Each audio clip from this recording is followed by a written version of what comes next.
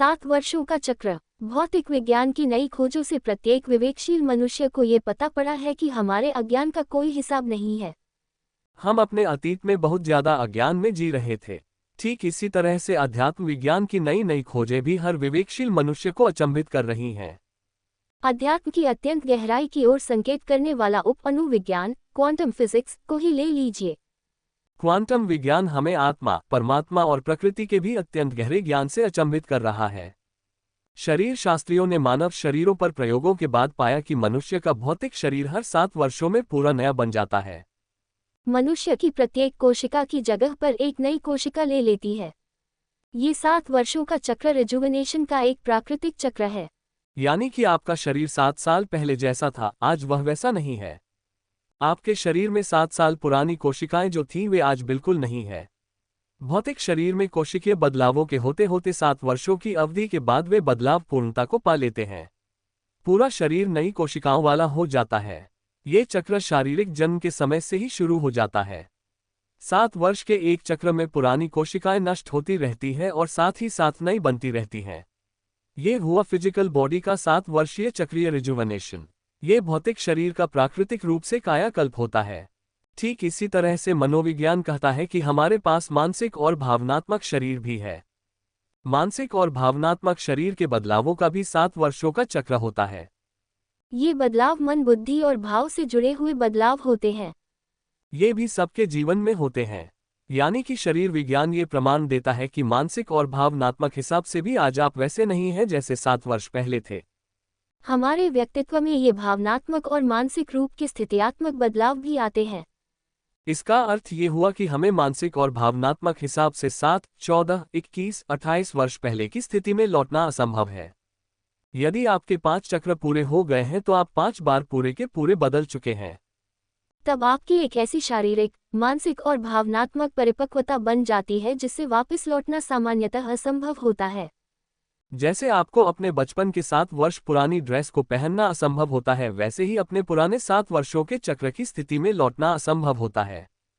आप अपने अतीत की स्थितियों में केवल अल्पकालीन रूप से एक हिप्नोटिक स्टेट में ही लौट सकते हैं। पर वह स्थिति तो जीवन की सामान्य और स्थायी स्थिति नहीं होती है। ये तथ्य फिजिकल बॉडी के बारे में ही फैक्ट है। ये भावनात्मक और मानसिक शरीरों के बारे में भी उतना ही सत्य है। भौतिक शरीर के साथ साथ मानसिक और भावनात्मक शरीर में भी वृद्धि और बदलाव होते हैं। ये वृद्धि और बदलाव हमारी सोच, दृष्टिकोण और कर्मों की तीव्रता और गुणवत्ता पर निर्भर होता है। यदि व्यक्ति उस दिशा में तीव्र गति से पुरुषार्थ करे तो उसके मानसिक और भावनात्मक शरीर भी तीव्रता से बढ़ते हैं। हमारी सामाजिक और व्यावहारिक स्थितियों में मन बुद्धि की तरलता और सरलता को ज्यादा समय तक बढ़ाया नहीं जा सकता है। जिन्होंने अपने मन बुद्धि पर ज्यादा काम किया हुआ होता है उनके मानसिक और भावनात्मक शरीर को तो पीछे लौटाना अत्यधिक कठिन हो जाता है। अक्सर बहुत से लोग हमेशा ही दूसरे लोगों में उनकी पुरानी स्थिति में बने रहने के लिए प्रेरित करते हैं और उन्हें ऐसा लगता है कि ऐसा होना एक विनम्रता वाली अच्छी बात होती है। लेकिन वे ये भूल जाते हैं कि बदलाव और विकास का नियम निरंतर काम कर रहा है। उन्हें इस विज्ञान और मनोविज्ञान के नियम का पता ही नहीं होता है। उनके इस अज्ञान का उनके कर्म, व्यवहार और कार्य व्यवस्था पर गलत प्रभाव पड़ता है। अब इसी ज्ञान को जरा विस्तृत रूप से समझिए। बदलाव का प्रथम चक्र 0 वर्ष से लेकर 7 वर्ष वाल होता है। उस पहले चक्र में भी भावनात्मक रूप से बढ़ना और सीखना चलता रहता है। दूसरा चक्र 7 वर्ष से लेकर 14 वर्ष वाला होता है। इसमें भी भावनात्मक और मानसिक शरीर की वृद्धि भी तीव्रता से सक्रिय रहती है। तीसरा चक्र 21 वर्ष में पूरा होता है। इस अवधि में भावनात्मक और मानसिक शरीर की वृद्धि होती रहती है। चौथा चक्र 28 वर्ष में पूरा होता है। इस चक्र में मानसिक और भावनात्मक शरीर अपनी परिपक्वता और पराकाष्ठा पर पहुंचता है। पांचवा चक्र 35 वर्ष में पूरा होता है। पांचवें चक्र में भावनात्मक और मानसिक शरीर की वृद्धि में ज्यादा से ज्यादा प्रगाढ़ता आती जाती है। छठवां चक्र 42 वर्ष में पूरा होता है। ये प्रमाणित है कि शुरू के 35 वर्ष तक की मानसिक और भावनात्मक परिपक्वता ही मनुष्य के शेष जीवन के लिए आधार बनती है। छठवें चक्र अर्थात 42 वर्ष पूरा होने के बाद शारीरिक, भावनात्मक और मानसिक वृद्धि विकास लगभग रुक सा जाता है। भौतिक शरीर, मन, बुद्धि और भाव सभी पर प्रकृति का ये 7 वर्ष के चक्र का नियम समान रूप से लागू होता है। बदलाव का ये प्राकृतिक नियम शरीर, मन, बुद्धि और भावना पर अपना काम करता ही रहता है। कुल मिलाकर भावार्थ यह है कि हमें स्वयं के और दूसरों के पूरे व्यक्तित्व के साथ वर्षों के बदलावों के चक्र के प्राकृतिक नियम को समझकर हमेशा याद रखना चाहिए।